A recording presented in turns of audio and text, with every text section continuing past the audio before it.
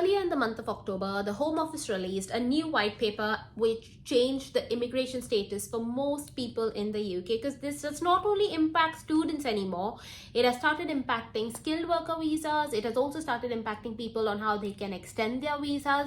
And in today's video, I will be trying to break down exactly how it would impact you as somebody who is a healthcare professional planning to move to the UK and start a career within the healthcare stream. But before we move ahead, my name is Nikita and I work as a Band 7 therapist in the NHS in the UK. And if you do have any questions about living in the UK, working as a healthcare professional and starting your dream life in the UK and even managing finances, then this is the channel for you. And don't forget to drop me a subscribe. And you can also follow me on Instagram. My handle is Physiotherapy in UK. So let's get into the details of today's video. So for the past couple of months, the government was really debating about how they can reduce the graduate PSW visa time duration for students, because what they realized was a lot of students were coming along with their dependents, and student visa was one of the easy targets where we've seen massive changes already. However, as per the new Home Office white paper released, these changes are going to be implemented really soon, and this is what they have to say about it. So the government has announced that from January 1st, 2027, the post-study stay period for international graduates will be reduced from 2 years to 18 months, following data showing that many holders were not transitioning into graduate level jobs as intended. Now, this particular rule is going to impact all healthcare professionals who are coming on a student visa in the UK. It doesn't matter whether you're here for a healthcare related degree or another degree. If you are somebody looking to work in the UK, this rule is going to apply for you. So this information has been already uploaded on the gov.uk website. And again, if you want the link for that, I'll leave it in the description below. But this has been already updated on the PSW or the graduate visa webpage. And to give you more clarity, it now says how long you can stay on the graduate route visa. So let me pull that up really quickly. As you can see, it says that the graduate visa lasts for 2 years if you apply on or before the 31st of December 2026. And it applies for about 18 months if you apply on or after the 1st of January 2027.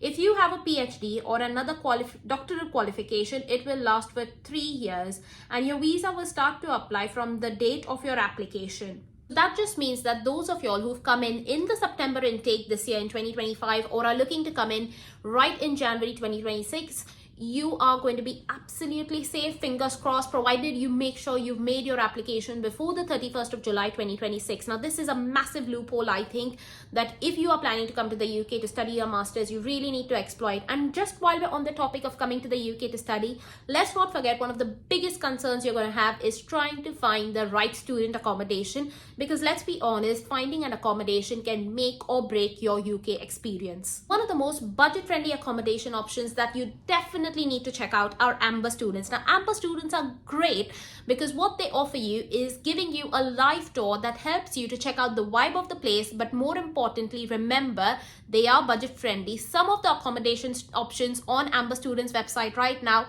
are for less than £75 a week, which I think is a massive bargain and can help you save money in the long run. Them even more attractive as a student personally for me is that all of the bills that you're paying for in the sort of accommodation is inclusive. So that means that you are not paying anything extra for water bills, Wi-Fi bills, etc. And that just goes to save a lot of money. The other thing that I personally think is absolutely great is safety, because most of the places that they have really good security features, which is really something that you can put your mind at ease about.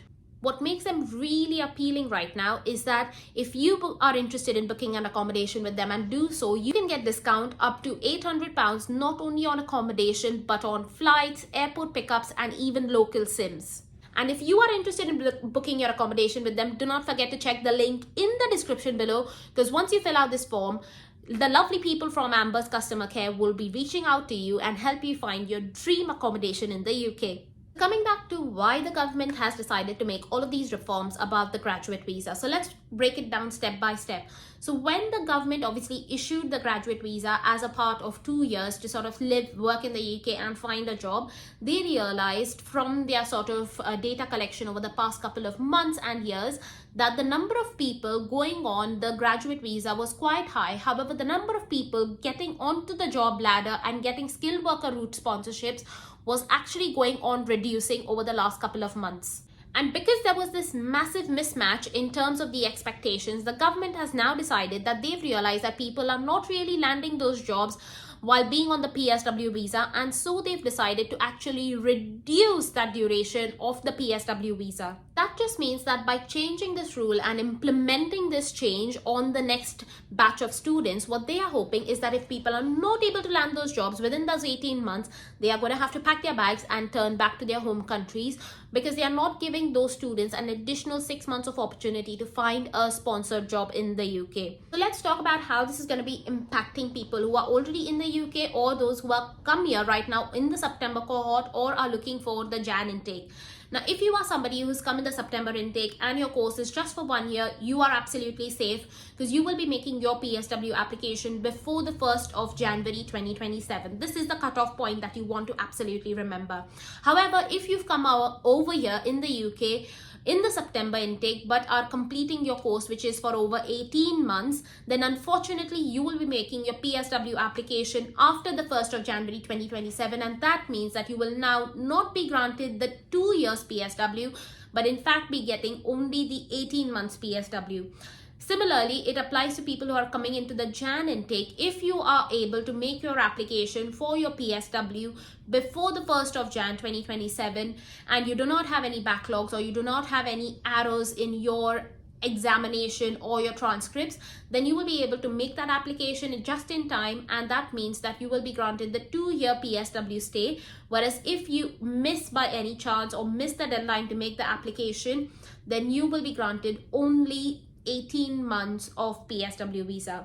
Those of y'all who do not know, obviously in the past couple of months, it has been incredibly hard, even for healthcare professionals, to start landing roles in the NHS. One of the massive reasons for that was budget cuts, which might be getting a bit more intense with the autumn budget rolling around in November. However, we've got to remember that there are lesser number of vacancies and the competition has gone up really high for the limited number of jobs being released, because there have been record high HCPC internationally trained applicants coming in every single year. Now, what that just goes to say is that over the last couple of months, it's been incredibly hard for students to land a job, especially a sponsored job within the healthcare stream. And moving forward from here on, I do not see that becoming easy at any given point of time. So what my advice to you personally would be is, if you are somebody who does not have experience back in your home country for working as whatever professional you are, whether that's a physio, OT, nurse, etc., please make this decision really wisely, because having at least 1 to 2 years of experience gives you that extra edge in order to clear interviews. So that really helps you go a long way in landing a sponsored role. The second thing I want you to absolutely think about really carefully is, how serious are you with your life? Now, why do I say this? Is because when you are planning to come to the UK, you have got to make the most of your time.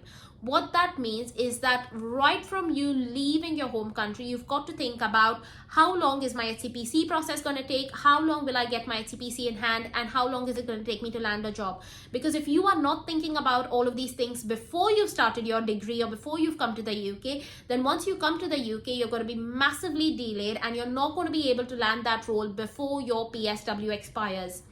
So this is why you've got to remember that the HCPC timelines can be incredibly variable across different professions, across different cases.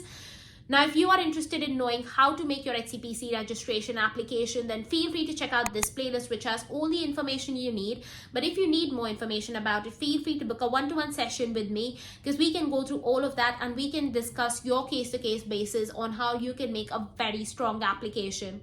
And the third thing that I would want each and every one of you to think about, especially if you are considering to come in the Jan intake, is, what is the point of the degree? Now, there are many degrees out there which have absolutely no use. For example, if you are somebody interested in a clinical role, say for example that's a physiotherapist, OT, speech and language therapist, nurse, etc.